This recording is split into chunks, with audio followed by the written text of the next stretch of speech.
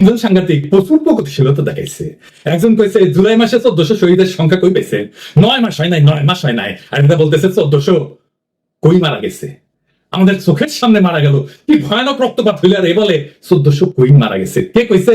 এই দুইজন এ প্রশ্ন করছে, ফজলে রাব্বি বিশেষ প্রতিনিধি এটিএন বাংলা আর রহমান মিজান দীপ্ত টিভি সিনিয়র রিপোর্টার।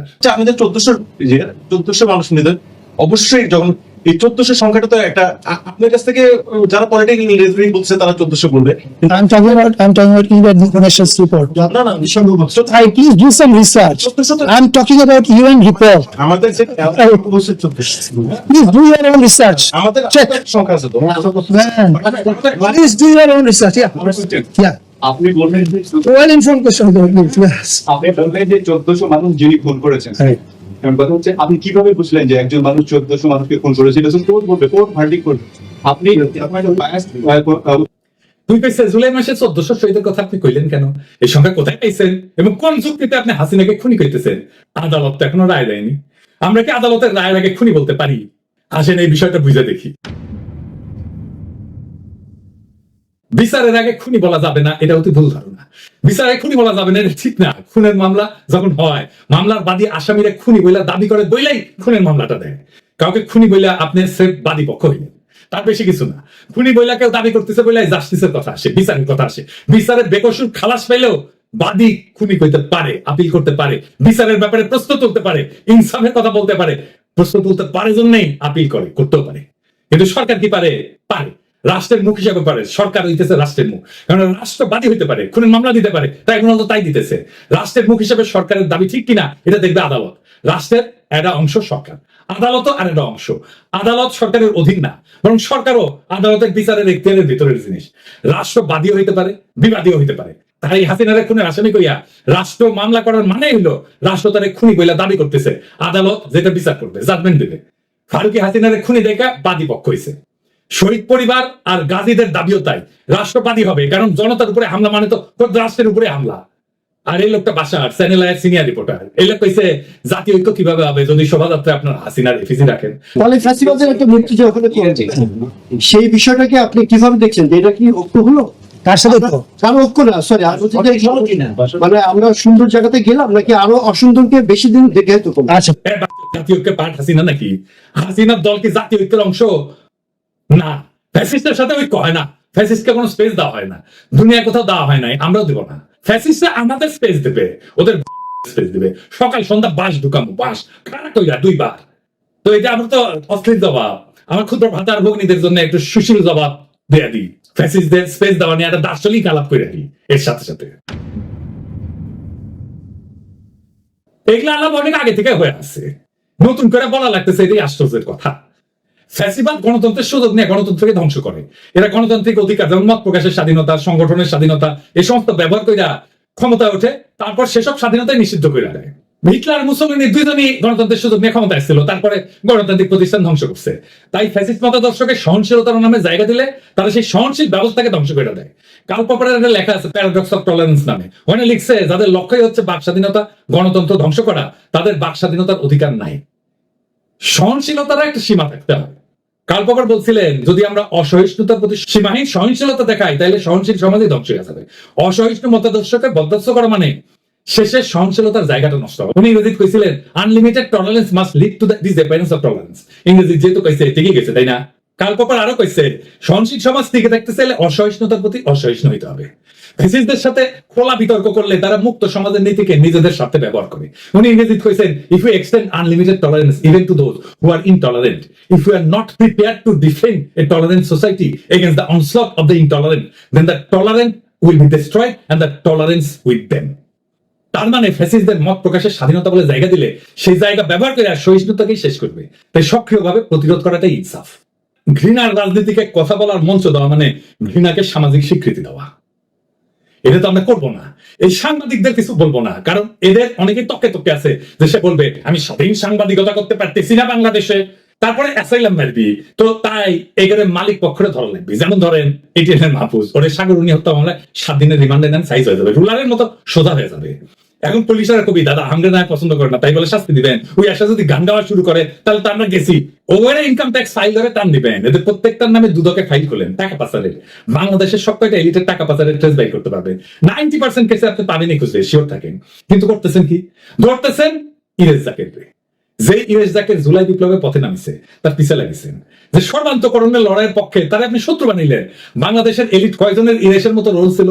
হাসিনা না পালাইলে ইরেশের এশিয়াটিক বন্ধ করে দিত, ইরেশকে জেলে পড়তো, আর তার নামে হত্যা মামলা দিলেন। যেই সমস্ত সংস্কৃতি কর্মী জুলাই ভয় উপেক্ষা করে মাঠে নামছে তাদের কাউকে ডিস্টার্ব দিবেন না, ওরা আমাদের ভাই। এইটারে আমার রিকোয়েস্ট বলতে পারেন, এখন রিকোয়েস্ট করলাম, কিন্তু আমি যদি টের পাই কোন দুরভিসন্ধি আছে এর পিছনে তাহলে এগুলো খায়া ফেলেন তারে। আপনি এশিয়াটিকের বিরুদ্ধে তদন্ত করেন, এমনকি দেশের বিরুদ্ধে তদন্ত করেন, কোনো অসুবিধা নেই, অপরাধ পাইলে বিচার করেন, কেউ বাধা দিবে না। কিন্তু ধরতক্তা মার পেরেক করে প্রতিষ্ঠান ধ্বংস করবেন এটা মানা হবে না, ভুয়া মামলা দেবেন মানা হবে না। আসাদুজ্জামান নূর এশিয়াটিকের কেউ না, এই কালচারাল এরিয়াতে যারা আছে তারা সবাই আসাদুজ্জামান নূর না, তার কোনো শেয়ারও নাই এখন এশিয়াটিকে। কিন্তু এই কালচারাল দুনিয়ায় ফ্যাসিবাদের সাথে অনেকে সংশ্লিষ্ট ছিল বলে অনেকের অভিযোগ আছে। এই কালচারাল দুনিয়ায় ফ্যাসিবাদ ইস্যুকে কিভাবে ডিল করবেন আসেন এটা একটু আলাপ করে নি। এই শিল্পীদের বিচার করার বেলায় দুইটা জিনিস চিন্তা করবেন। শুরুতে একটা ডিসিশন নিতে হবে যে সে অ্যাক্টিভলি ফ্যাসিজমে সওয়ার না হইলে, ফ্যাসিজমের পক্ষে খুনের পক্ষে নিজের ইমেজ ইউজ না করলে তাদের বেনিফিট অফ ডাউট দিতে হবে। তো এখন কইতে পারেন যে তাকে বেনিফিট অফ ডাউট কেন দিতে হবে? কারণটা হইতেছে তারা তো আসলে কোনো পলিটিক্যাল হিস্ট্রিক্যাল চিন্তা পয়দা করে না, তারা চিন্তার গ্রাহক। তাদেরকে হিরো পর্দায় দেখেন কিন্তু আসলে তো তারা হিরো না। সমাজের মিডিয়ায় যে ডমিনেন্ট চিন্তা, সে চিন্তার তদারকির মধ্যে আর্ট কালচার করে তারা। এখন পুরো হাসিনার আমলে যেহেতু মিডিয়া ন্যারেটিভ পুরোটাই হাসিনা বাক্সের দখলে ছিল, তাই আর্টিস্টরা শিল্পীরা বাই ডিফল্ট এসব চিন্তা খাইছে। মতি মাহফুজ দেওয়ান যে চিন্তা ডেলিভারি দিছে সেটা তারা বাই ডিফল্ট স্ট্যান্ডার্ড চিন্তা ধরে নিছে। এটা আবার ভুল, কিন্তু আর্টিস্টরা তাদের পেশার কারণে এই লিমিটেশনের মধ্যে থাকে। আমি আপনি এখানে বলিউডে দিয়ে দেখেন অমিতাভ বচ্চন, সে কি? সে তো কংগ্রেসের এমপি ছিল, তাই না? সে রাজীব গান্ধীর বন্ধু জিগরি দোষ ছিল, সে বিজেপি হয়ে গেছে। এই যে অক্ষয় ও অজয় অনুপম খের এরা বিজেপির খপ্পরে পড়ছে, এমনকি অ্যাক্টিভলি কামও করতেছে। মিঠুন চক্রবর্তী ও তো নকশাল ছিল, জানেন তো, পার কমিউনিস্ট ছিল, পেলে গেছিল বোম্বে। ও মিঠুন চক্রবর্তীকে দেখে আমরা কমিউনিস্ট হয়েছি, সেই থেকে ওইটা তৃণমূল হইল, এখন পার বিজেপি হয়েছে। ফলে এটা ডমিনেন্ট মিডিয়া ন্যারেটিভের মামলা, সেই ন্যারেটিভের গ্রাহক হওয়াটা ক্রাইম না। আমাদের মন খারাপ হবে এতে, কারণ আমরা তো তাদেরকে নায়ক দেখে অভ্যস্ত, নায়ক ভাবে অভ্যস্ত। তাদের পর্দায় ঢিসুম ঢিসুম ঢিসুম ঢিসুম করে, এরে ওরে ফেলা, এরে ওরে মারে, প্রচুর বিপ্লবী কথাবার্তা বলে, কিন্তু তাদের নায়ক না রে ভাই। তাদেরকে নায়ক বানানো হয় তাদের পর্দার চিত্র, আসল মানুষ তো এটা না। আসল মানুষ তো আবু সাইদের মতো নায়ক, ওরা মাথায় রেখে চিন্তায় দুর্বল, এটা মনে রাখতে হবে সবসময়। ওইদিকে ওদের তো কাম করে খেতে হয়, তাদের পেশা। এখন সমস্ত পয়সা যদি এই ফ্যাসিজমের কামে খরচা হয়, তাহলে আর কোনো কামের অপশন যদি না থাকে, তখন তাদের খাইয়া পয়রা ব্যস্ত হলে ফ্যাসিজমের আর্ট কালচার করে ভাড়া কাটতে হবে, তো উপায় থাকে না। তো বাস্তবমুখী হইতে হবে তোরে ভাই, আক্কেল দিয়ে চিন্তা করতে হবে, তো হৃদয় দিয়ে চিন্তা করতে হবে। তো এরকম শিল্পীদের মতো এক ফার্ম একই সিচুয়েশনে থাকে, তাই আমাদের বিচার করতে হবে অ্যাক্টিভলি কি কি করছে তারা। কাজ কামের বেলায় তারা ভাড়াটে মাত্র, ডমিনেন্ট ন্যারেটিভ আমরা পাল্টাই, তখন ওরাও এই ডমিনেন্ট ন্যারেটিভের ভাড়াটে হবে। আপনি আলী জাকের, সারা জাকের, আসাদুজ্জামান নূর পছন্দ করলে ইরেশ ডিফারেন্ট, তার কারণ ইরেশ বেশি, অনেক বেশি বাংলাদেশি। কলকাতার সাথে যে আমাদের লিঙ্গুইস্টিক ফাইল, ইরেশ আমাদের পক্ষে, ও ঢাকাইয়া, ও ওর বাপ মা ইভেন আসাদুজ্জামান নূরের চাইতে অন্য লাইনে। ইরেশ জাকের শাওন না, আমাদের ইরেশ আর শাওনের মধ্যে তফাৎ করতে পারতে হবে। এইবার আসেন ফাইনাল আলাপে, যেটা ভয়ঙ্কর ভাবে আমাদের সবাইকে ফাঁসির দড়িতে ঝুলাইতে পারে, সেটা কি?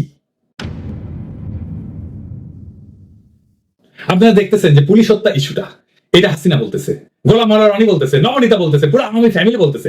শুনেন হাসিনা কি বলে। তারা বলছে আওয়ামী লীগ আর কি ধ্বংস হয়ে যাবে, আওয়ামী লীগ ভেসে আসেনি, আওয়ামী লীগ কারো পরগাছা না, আওয়ামী লীগের শিকড় অনেক বেশি শক্তিশালী। এই মাটি মানুষের জন্য আওয়ামী লীগ সৃষ্টি, ছাত্রলীগ লাশ পেল, সরকার পড়ে যাবে, এই থিওরিতে। এই হত্যাকাণ্ড আমরা ঘটাইনি, খুনি ইউনূসের বিচার করতে হবে। আমাদের হাজার হাজার মানুষ হত্যা করেছে, পুলিশ হত্যা করেছে, তার বিচার একদিন ইনশাল্লাহ হবে।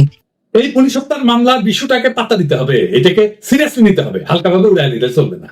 কারণ এই প্রশ্নটা জুলাই বিপ্লবের আইনি ভিত্তি নিয়ে, এটা ফয়সালা করাটা খুব জরুরি। আর ফয়সালা করতে গেলে আওয়ামী লীগের লিগাল স্ট্যাটাসের মুখোমুখি আসবে সরাসরি। এই প্রশ্ন ফয়সালা করতে দিতে চায় না কারা? সেনা এনাদেরকে, এরা হইল 5 থেকে 8 আগস্টের 72 ঘন্টায় জন্মানো এই যে সেটেলমেন্ট, এলিট সেটেলমেন্ট হইল এরা। এদের নাম হইতেছে ডিপ স্টেট, ছদ্মবেশী ব্যুরোক্রেট, সাংস্কৃতিক গডফাদার, মিডিয়া ব্যবসায়ী, হাসিনার অলিগার, আর্মি। কিন্তু কেন তারা ভয় পায় ফয়সালাকে? ফয়সালা মানে হইল মুজিবের গড়া মিথ ধরা পড়ে যাবে। বাঙালি জাতীয়তাবাদের গল্প ফাঁস হয়ে যাবে, ভারতীয় মহাসাগরের তীরের খেলাঘরও ভেঙে যাবে। আরো আছে, পুলিশ খুনের মামলা ঝুলাই রাখতে চায় তারা, যেন ভবিষ্যতে বদলা নেওয়ার জন্য একটা স্থায়ী অস্ত্র বানায় রাখা যায়। জুলাই বিপ্লবের বিপরীতে 15ই আগস্ট কায়দায় একটা জাতীয় ট্র্যাজেডি বানিয়ে ফেলা যায়, সবাইকে ম্যানিপুলেট করা যায়, জীবনভর ব্ল্যাকমেইল করা যায়। ভেবে দেখতে হবে এই ফয়সালা না হইলে বিপদ কার? বিপদ হবে জুলাই বিপ্লবীদের, আপনার আমার। বেনামি মামলা ইতিহাসে শিয়াল কুকুরের মতো ঘুরতে থাকবে। কখন কে কার শিকারে পরিণত হবে কে জানে, কতদিন আর রক্ষা করা সম্ভব? এখনই এই ফয়সালা চাই, একেবারে আইনের পথে। কিভাবে আসেন সেটা বুঝে দেখি। প্রথমে জুলাই বিপ্লবকে আইনসম্মতভাবে বৈধ এবং হালাল ঘোষণা করতে হবে। কিভাবে করবে? আইন মন্ত্রণালয় দেখবে, সরকার দেখবে। তার আগে হাসিনা সরকারকে দখলদার ফ্যাসিস্ট সরকার হিসেবে রাষ্ট্রীয়ভাবে চিহ্নিত করতে হবে। এর কারণ খুব পরিষ্কার। হাসিনা বাংলাদেশ রাষ্ট্র দখল করছিল, রাষ্ট্রের বাহিনীগুলোকে নিজের মাফিয়া বাহিনীতে রূপান্তর করছিল। আমরা সেই জন্যই 71 বলি দখলদার বাহিনী আমাদের হামলা করছিল, তাই না? পাকিস্তানি বাহিনীকে আমরা স্বাধীনতা ঘোষণা করছি 1971 25শে মার্চ। তাই 25শে মার্চের পরে যারা আমাদের সাথে যুদ্ধ করছে তারা দখলদার। তাই এইভাবে হাসিনা পুলিশ জনগণের বিরুদ্ধে যুদ্ধ শুরু করছিল। জুলাইয়ে জনগণ নিজেদেরকে রক্ষা করছে, আত্মরক্ষার যুদ্ধ করছে, বেঁচে থাকার যুদ্ধ করছে। জনগণের প্রতিরোধে হাসিনার মাফিয়া বাহিনী পরাজিত হয়েছে। এতে পুলিশের যে সমস্ত সদস্য নিহত হয়েছে তাদের পুলিশ খুন বলে চালানোর কোনো আইনি ভিত্তি নাই। তারা ছিল দখলদার বাহিনীর অংশ। এখন প্রশ্ন হচ্ছে, আইনি পথে হাসিনাকে দখলদার এবং ফ্যাসিস্ট ঘোষণা করা যাবে কিভাবে? আসেন বুঝে দেখি। 2024 সালে জাতীয় নির্বাচনকে বেআইনি ঘোষণা করে বাতিল করতে হবে। 14 এবং 18 সালের নির্বাচন অবৈধ, কিন্তু এখন শুধু 24 বাতিলই যথেষ্ট। এবং পলিটিক্যাল থিওরির একাডেমিক ব্যাখ্যায় হাসিনাকে ফ্যাসিস্ট হিসেবে সংজ্ঞায়িত করতে হবে। এই কাজ কঠিন না, কারণ হাসিনার চরিত্রে ফ্যাসিবাদের সমস্ত বৈশিষ্ট্য জল করতেছে। একটা বানাইতে হবে না, একটা বাড়াইতে হবে না, জাতিসংঘের রিপোর্ট আছে। আজ যারা প্রশ্ন তোলে শহীদের রক্ত কোথায়, আজ যারা আজও বলে আদালতের রায় ছাড়া খুনি বলা যাবে না, তারা আজও ফ্যাসিস্টদের জন্য মঞ্চ খোঁজে। তাদের জবাব খুব সোজা, শহীদের রক্ত আমাদের পায়ের নিচে, খুনের গন্ধ বাতাসে, বিপ্লবের আগুন এখনো গল গল করে ফুটতেছে। বিচার আসবে পরে, কিন্তু বিপ্লবের ন্যায় ইনসাফ আগে, আইন পরে, জীবন আগে, শাসন পরে, মুক্তি আগে। আজ যারা সাংবাদিকতার মুখোশ পইরা ফ্যাসিবাদকে বাঁচানোর শখ করতেছে, জাতীয় ঐক্যের নামে খুনিদের কাছে আমাদের জমি বিক্রি করতে চায়, তাদের বলি খতম করে দেবো একেবারে। বাকশালের দলবল গুড়াই দেব। এই ফ্যাসিস্টদের কোনো জায়গা নাই, কোনোদিন ছিল না, কোনোদিন থাকবে না। এই লড়াই শুধু রক্তের বদলার লড়াই না, এই লড়াই বাংলাদেশের আত্মার লড়াই। এই লড়াই শহীদের নাম ধরে তাদের শেষ রক্তবিন্দু পর্যন্ত লড়াই। আজ যারা পুলিশ হত্যার বুলিয়া ওড়ায়, যারা এই বিপ্লবের রক্তপাতের মাঝে দখলদার বাহিনীর কান্না কাঁদে, তাদের বলি পুলিশ খুনের মামলা চাইলে আগে স্বীকার করো হাসিনা ছিল দখলদার, হাসিনার বাহিনী ছিল মাফিয়া, এরা ছিল জনগণের শত্রু। জনগণের আত্মরক্ষা কখনো খুন হয় না, জনগণের প্রতিরোধ কখনো অপরাধ হয় না। পুলিশ হত্যা না, এটা ছিল জনগণের আত্মরক্ষার যুদ্ধ। এটা ছিল মাফিয়া রাষ্ট্রের বিরুদ্ধে জনতার শেষ বিদ্রোহ।